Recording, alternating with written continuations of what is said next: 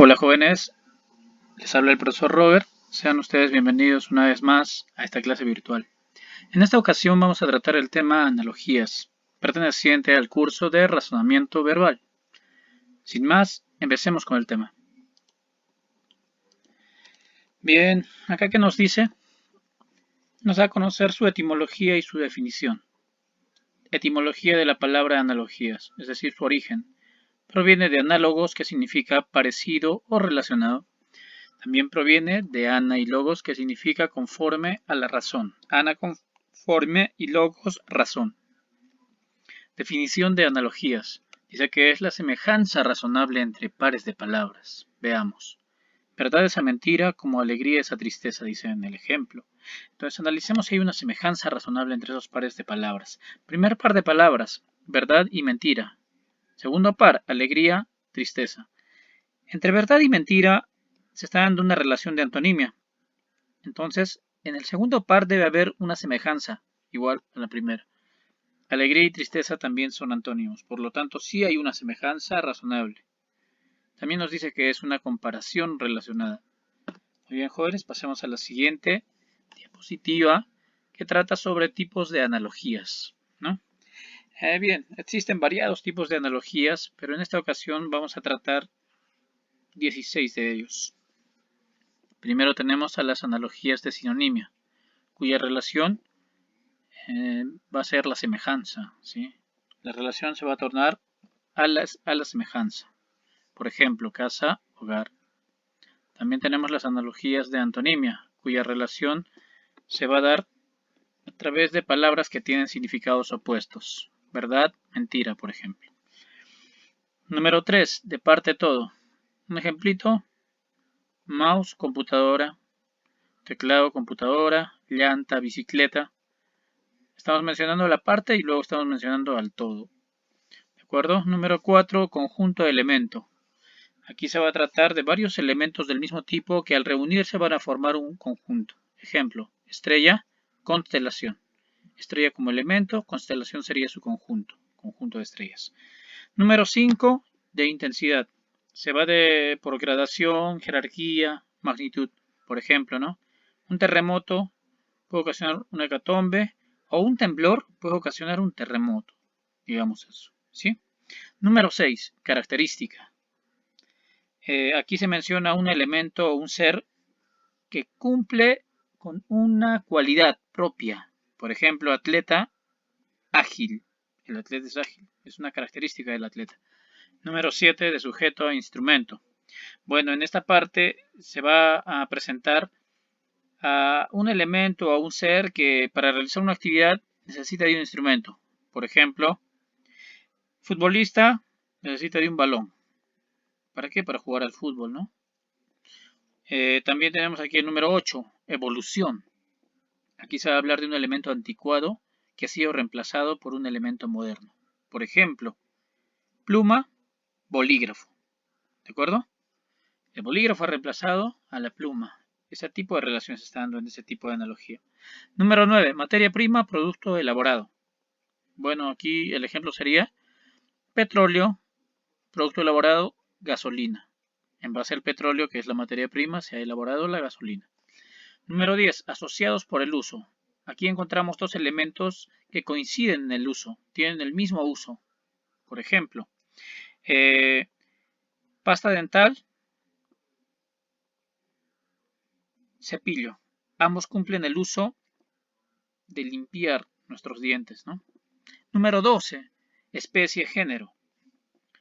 Aquí hablamos de un elemento que va a pertenecer a otro elemento más amplio. Por ejemplo, un cuento pertenece al género narrativo. Hablando de animales, un perro pertenecerá al grupo de los caninos. Un gato pertenecerá al grupo de los felinos. Una ballena al grupo de los cetáceos. ¿Estamos de acuerdo? O también podríamos decir que un un mamífero pertenece al grupo de los animales vertebrados. De eso trata ese tipo de analogía, jóvenes. Número 13. Cogenéricos. Entonces, si hablamos de cogenéricos, aquí nos referimos a ¿qué? que son del mismo género o del mismo tipo o del mismo grado, ¿sí? Entonces, aquí, ¿cuál sería un claro ejemplo? Cogenéricos. Cogenéricos, digamos aquí, plumón, lapicero. Ambos sirven para qué? Podrían ser para escribir, ¿no? O también podríamos decir círculo, cuadrado. Son cogenéricos, ¿por qué? Porque son figuras geométricas. Número 14, de simbolismo. Aquí presentarán a un elemento que simboliza algo. Por ejemplo, paloma, paz. Número 15, profesional, objeto de estudio. Se presenta un profesional o alguien que va a cumplir una actividad específica. Por ejemplo, el profesor, ¿cuál sería el objeto de estudio? Enseñar. ¿De acuerdo? El albañil, objeto de estudio o la actividad que va a realizar, construcción. Número 16, de contigüidad o proximidad. Aquí un ejemplo claro sería dermis, epidermis. ¿De acuerdo? Entonces hemos tratado los tipos de analogía y a continuación tenemos que analizar esto. La estructura de un ejercicio de analogías, de un ejercicio pre. Bien, les vamos a explicar. Acá tenemos el ejercicio donde estoy señalando con el puntero.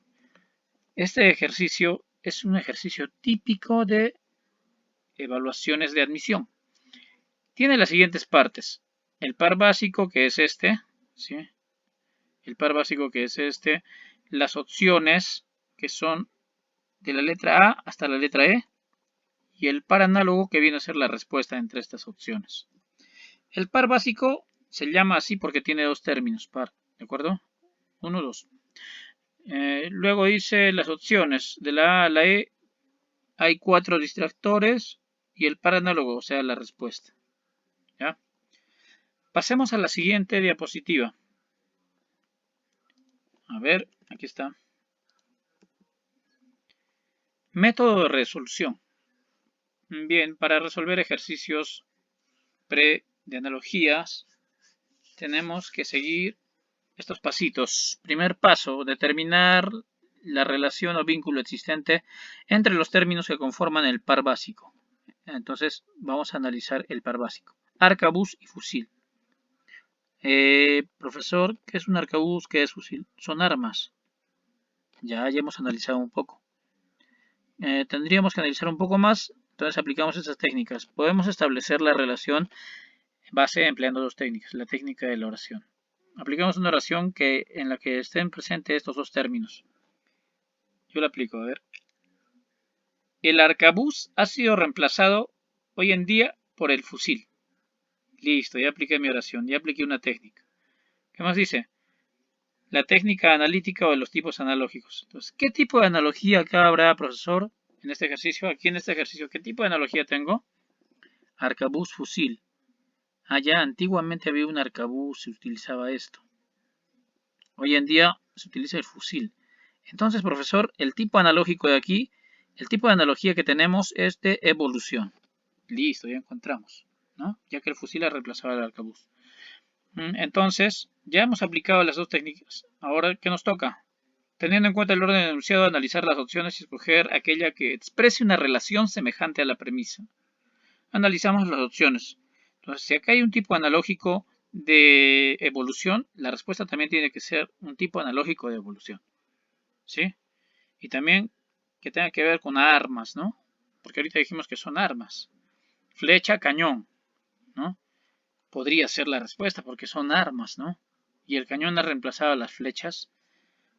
No precisamente porque el cañón no proviene directamente de una flecha, ¿no?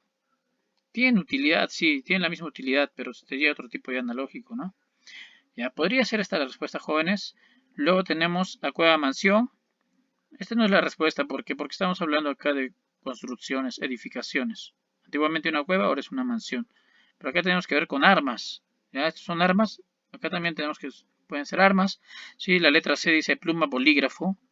Pluma, bolígrafo son objetos que sirven para escribir.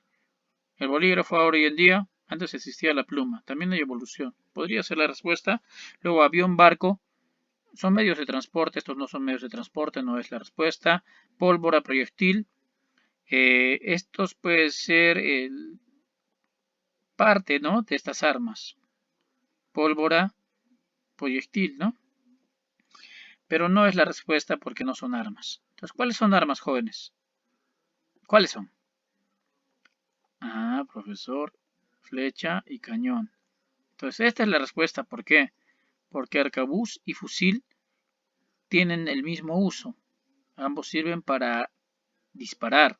La flecha y el cañón también. La flecha era muy antigua, ahora el cañón se puede utilizar, ¿no?, para lanzar de repente, no para disparar, etcétera. Entonces, esta es la respuesta: flecha, cañón, arcabuz, fusil. ¿De acuerdo? Porque tiene que ver con el tema de armas y porque también son analogías, son pares análogos de evolución. Flecha, cañón. Bien, pasemos ahora entonces a los ejercicios de analogías. Bien, empecemos, jóvenes. Tenemos el primer ejercicio que dice cubo pirámide. Ok. Cubo pirámide. Analicemos rápidamente. El cubo y la pirámide son poliedros, ¿sí?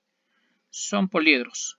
Entonces, son cogenéricos, ¿de acuerdo? El tipo de analogía es cogenéricos. Veamos aquí. Letra A, diccionario, libro. Analicemos diccionario y libro, ¿no? Diccionario y libro son,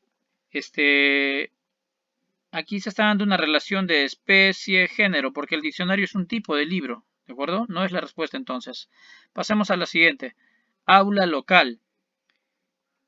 El aula es un local, es un tipo de local, ¿no? Entonces tampoco es la respuesta porque ahí se está dando analogía de especie-género, ¿de acuerdo?